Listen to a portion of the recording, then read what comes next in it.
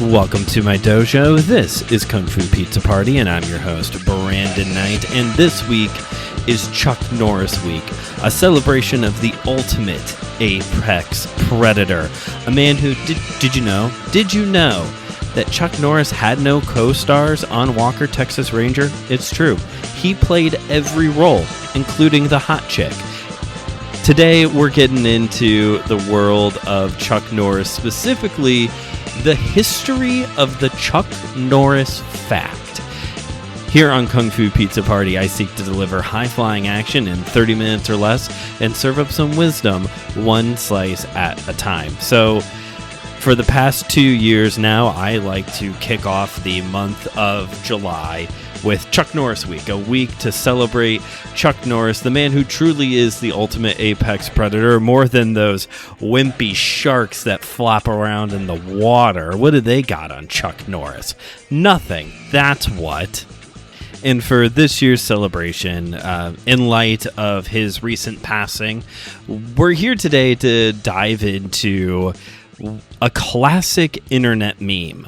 The Chuck Norris Fact, this phenomenon that occurred throughout the early 2000s, 2010s, all the way still to this day, even the day he died, people putting out new Chuck Norris facts, these satirical, hyperbolic, absurd facts that although occasionally you do run into something that's like, wow, that is something he actually did. That's insane. But for the most part are just outright jokes. These are just straight up comical jokes, but yet somehow still fit the bill for this man, this myth, this legend that the Chuck Norris Fact just kind of like naturally fit alongside the already just like mystique that was Chuck Norris. There's like there are two Chuck Norrises, maybe three, maybe four. Maybe there's four Chuck Norrises. There's the Chuck Norris of the big screen, the Chuck Norris of the small screen.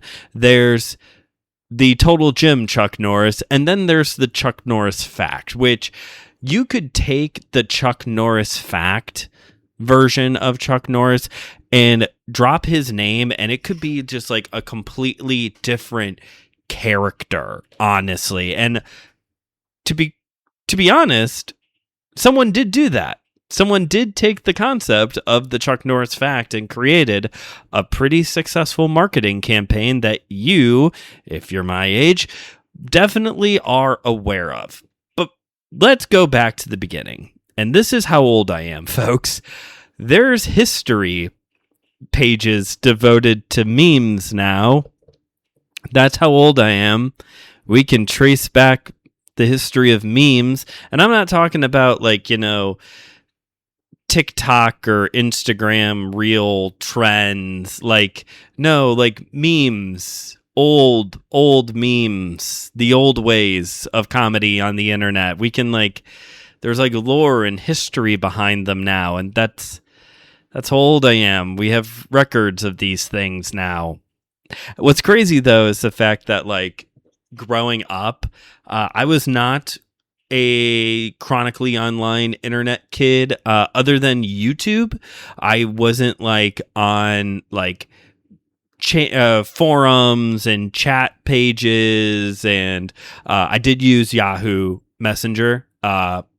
I didn't do addicting games or any of those kind of like websites, but you didn't necessarily have to be like married to the internet.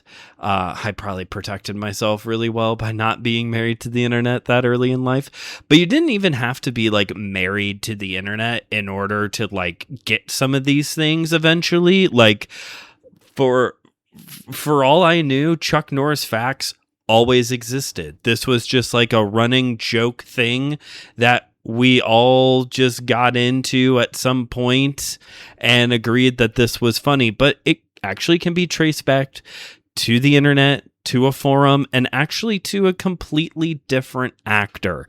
The year is 2005, so a little over 20 years ago now. a movie came out that inspired a different fact. The Pacifier, a criminally underrated Disney movie. I love The Pacifier, and you're gonna have to hear about it at some point here on the show. But because of, I can't say the success of The Pacifier, but because of the trajectory of his career at that point, originally, before there were Chuck Norris Facts, there were Vin Diesel Facts. By this point in Vin Diesel's career, he's already done Fast and Furious, The Chronicles of Riddick, and now The Pacifier, and is building himself this, repertoire of being maybe a bit of a B, though we know how Fast and Furious ended, or is still going, I should say. Vin Diesel was kind of there in the early 2000s, building himself up of being like the next big Hollywood action star, right?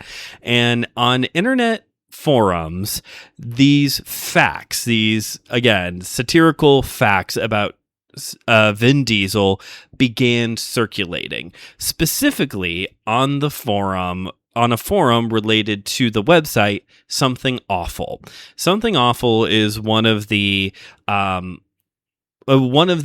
early internet websites that helped shape internet culture. A lot of memes got their start on Something Awful. The urban legend Slender Man got their start on, I guess it would be him, got his start on Something Awful. Like, this is a website that built that shaped a lot of internet culture, especially for early 2000s kids. After a few months of the Vin Diesel fact going around, the forum took a vote on who their next person should be, and hands down, it went to Chuck Norris. And as they say, the rest is history. Never really looked back after that point. Some of the inspiration for going towards the Chuck Norris route, though, also came from at the time, Conan O'Brien on his late night show kind of had this like satirical fact time period or bit on the show surrounding Walker Texas Ranger. There's like these jokes about the show Walker Texas Ranger. So when you take that plus the internet and you bring them together, you get the birth of the Chuck Norris fact. And these circulated like wildfire. And like I said, 2005. So what am I at that point? Fourth grade, fifth grade, something like that. I guess I'd be maybe fifth grade or something. I'm like fifth grade, sixth grade. Like I think even as an adult, I've never been on the website Something Awful. I know memes, I know Slender Man, but I've never been on Something Awful. I don't think, at least, maybe by accident at some point. But like, I knew Chuck Norris Facts by that point. It was almost like it was just you just knew him.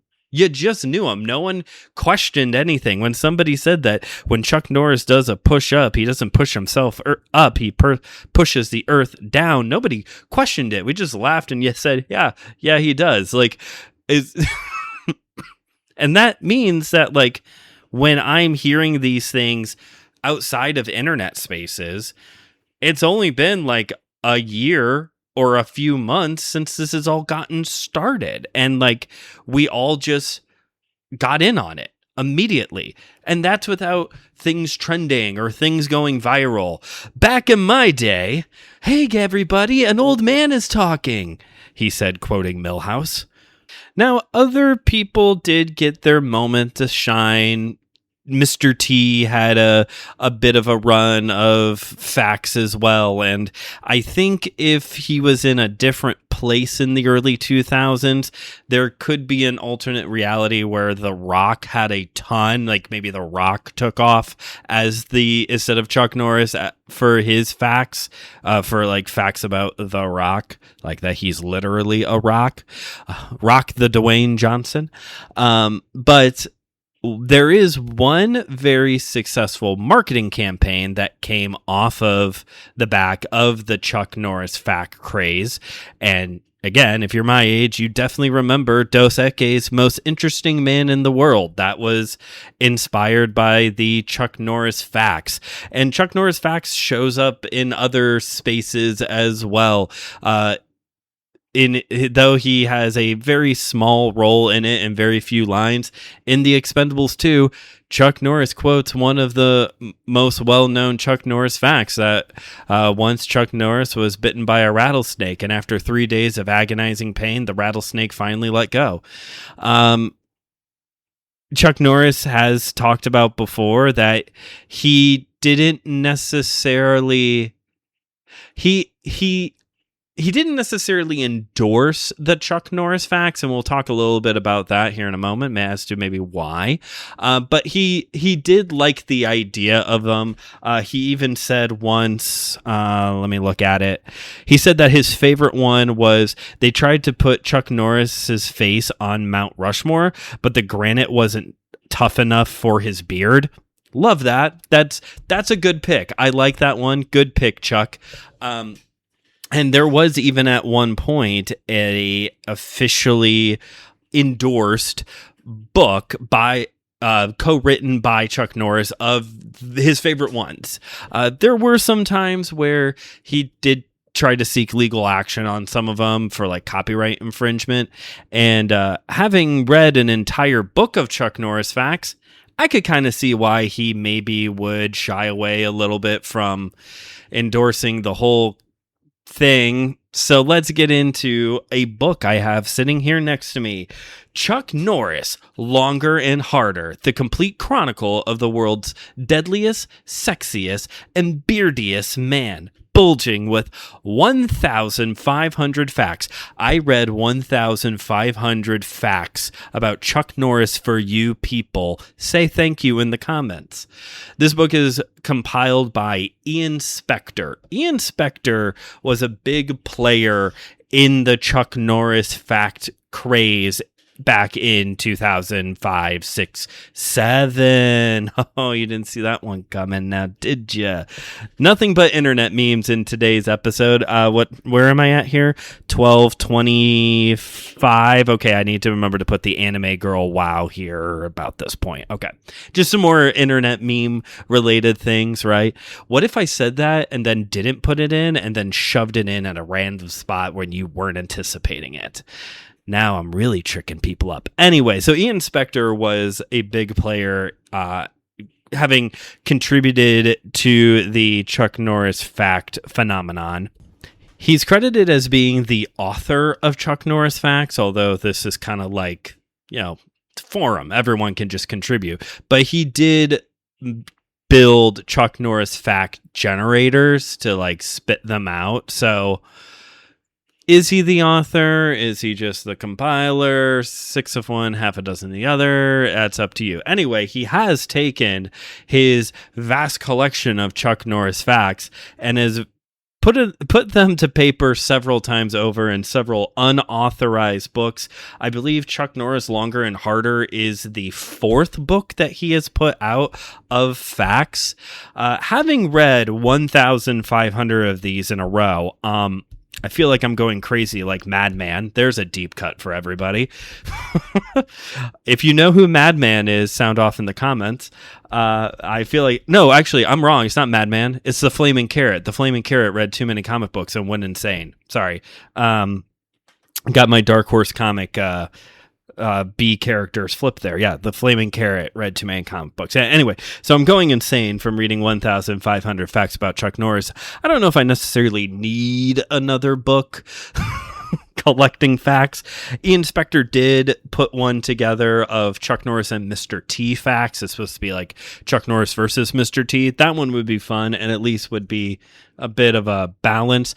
There is also, as I mentioned earlier, an officially authorized Chuck Norris fact book co-written and compiled by Chuck Norris himself. So that one I definitely feel like would be a lot of fun to pick up and go through to see what other ones he really enjoyed. But there, look, this is the early days of the internet and it came from a forum. So let's just get this out of the way. Not all of these are some of these are bad, like extremely bad and like in different ways. So some of these are just like straight up racist. There are some that's just like straight up racist, straight up offensive. Michael Jackson lost his pigmentation after Chuck Norris kicked him with a roundhouse kick. Not cool. Not good. Don't like that. Don't know. And also just one of those things that like, it was always bad. It's always bad. But now it's like, oh, you really can't make those kind of jokes. A lot of jokes about eating babies, like Chuck Norris eating infants, kind of like for longevity purposes, which is like, no, we should never have been okay with making jokes about that. But I could totally see how on internet forums in the early 2000s, those kind of jokes would have been going around and everyone's tee-heeing, ha-haing. But yeah, not on this side of the Epstein files. We should not be. No. There's also just this feels like low-hanging fruit, but there's a lot of these that are like Vietnam jokes because a lot of Chuck Norris's movies do revolve around Vietnam. Let me see if I can I'll read you some offensive ones. My show's not monetized.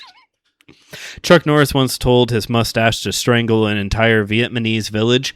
Like, it's funny. It's a little distasteful. Shouldn't be reciting that one in polite company. Every piece of furniture in Chuck Norris's house is a total gem. That I like. And this was an interesting thing I noticed as I'm reading 460 pages worth of Chuck Norris facts, is that he had a good editor, because after every like big, like heavy dark joke, there was one of the like layup funny ones that everyone knew, just to kind of like win the crowd back a bit. This is a great example of an inappropriate joke that is a common theme in this book. If you've ever met a woman with crooked teeth, you've met a woman who has given Chuck Norris a blowjob. So this is hysterical to me, not because of the content of that joke specifically, but the fact that so many of these jokes are about how Chuck Norris is a stud, just having sex with every woman on the planet. And I think that may have been one of the facts. Like, it's funny to me because Chuck Norris was such the like conservative evangelical Christianity hero, he's Walker, Texas Ranger. He's like, and yeah, he's made plenty of violent movies with graphic sexual depictions and like, he's gotten some in some of the movies. We all know that, but it's like, wow. it's just being in this position of like, again, as a kid being like, wow, Chuck Norris, this is, I'm a kid early in, not just a kid, but I'm a kid who's raised in Christianity and also, a martial artist at this point in my life, just thinking of like, wow, Chuck Norris is like this. He believes in Jesus like I do too. And like, he's this great martial artist and I'm trying to be a great martial artist and all those kind of thoughts. And then to read a book that's just like over and over again, Chuck Norris. Oh, here we go.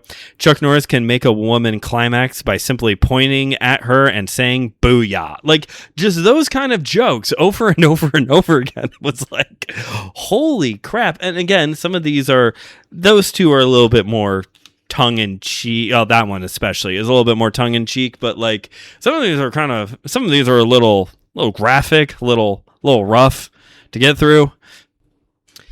In Indochina, Chuck Norris's left testicle is worshipped as the god of love, whereas his right testicle is viewed as a fire-breathing demon from hell.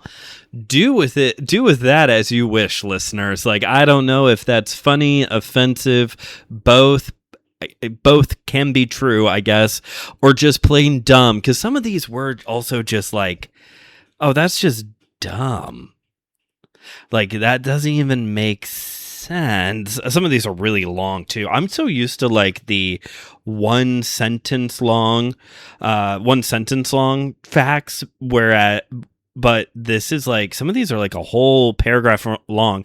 To prove it isn't that big of a deal to beat cancer, Chuck Norris smoked 15 cartons of cigarettes a day for 2 years and acquired 7 different kinds of cancer, only to rid them from his body by flexing for 30 minutes. Beat that, Lance Armstrong. This also shows the time period a lot of these were written, because there's a lot of Lance Armstrong references in chronicled here. A lot of jokes about, him and cancer and cheating and bicycles.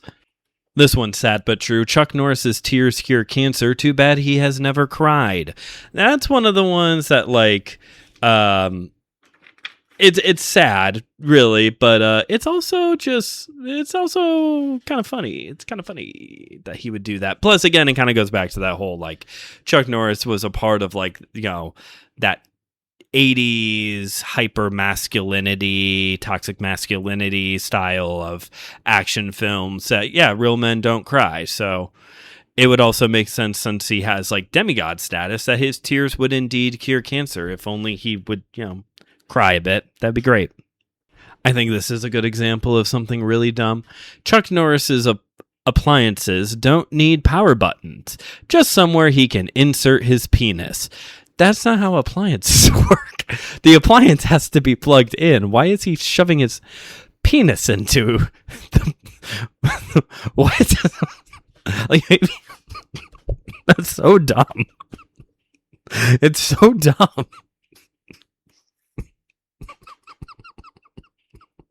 I don't get it. It's so dumb. Just 2 straight minutes of me just laughing into the microphone, not even actual content at this point.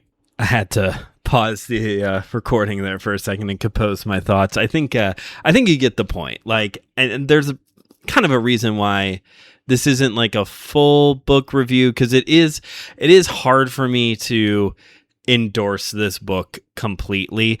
It's funny, don't get me wrong. There's a lot of points in Chuck Norris, Longer and Harder. That title should have buried the lead from the get-go.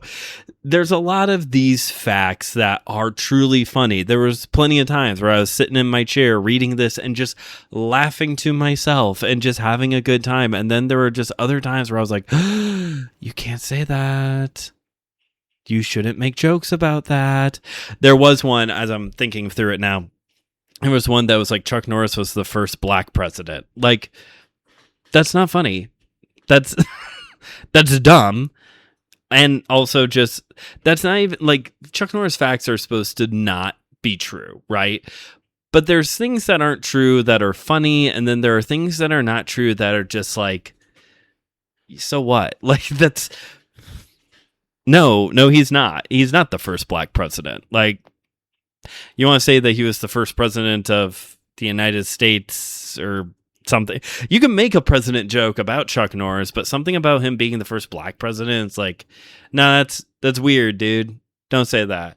And that's part of the reason. I think that gets to why, like, in a way, some of these like darker, edgier kinds of jokes, it's not, comedy is supposed to be punching across or up, right? You're either supposed to be able to punch at yourself, or you're kind of like demographic, or you're supposed to be punching up at somebody who's a dick. You're not supposed to be punching down. You're not supposed to be like, and so all of these kinds of jokes that are about like Chuck Norris hurting children or Chuck Norris being racist, like, that's not funny, and it shouldn't have been. So in a way, like, this book is kind of a time capsule to show you what was going on the internet and probably still is in some corners.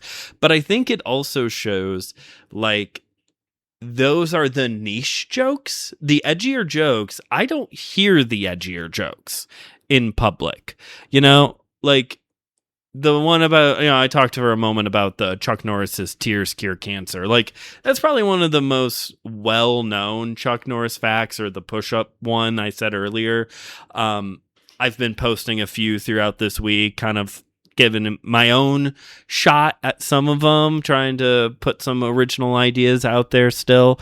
As I said in the Breaker review after his passing, the ultimate, the final one truly is Chuck Norris does not rest in peace. Peace rests in Chuck Norris. Truth there.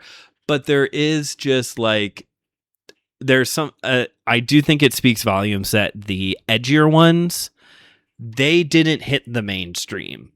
And maybe it's because it's edgy and we're all vanilla out here who were, you know, in 5th grade and not chronically on the internet already. But like, maybe we just couldn't handle it, man. But like, maybe it's for the best that those should have been lost to internet archives rather than published in a book where people can like read these things. Again, there's no way that somebody could read this book and literally think any of this is actually true. There are a few in here that they do like mention like, hey, this is actually true about Chuck Norris, something wild that did happen in his life. I think it was like him and his brother Aaron were giving Bob Barker karate lessons and they accidentally broke his ribs.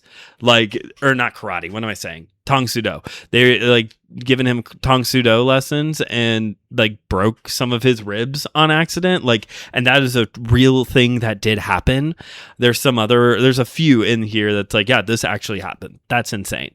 But by and large, all of these jokes about being able to point at women and say booyah and they finish, like, that's not a real thing. No one actually does that. So I don't think there's any risk of somebody reading this book and thinking these are like real things about Chuck Norris. So that's not the problem. This is more so just like a commentary on comedy. Don't be funny. No, don't be a racist jerk. Don't make jokes about babies being eaten. Don't do those things. That's not cool. Punch at yourself. Make fun of white guys like I do, because I am one. Thanks for listening to today's episode. If you haven't yet already, please rate and review this show wherever you get your podcast. Pass this episode along to a friend.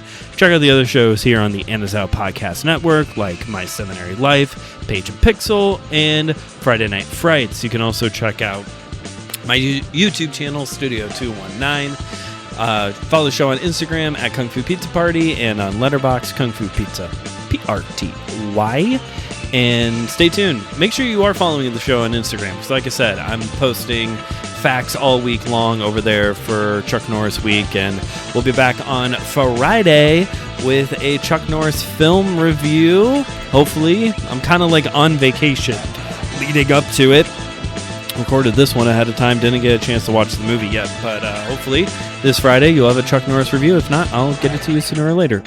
This has been Kung Fu Pizza Party, where I've delivered high-flying action in 30 minutes or less and served up some wisdom. A whole bunch of facts today, one slice at a time.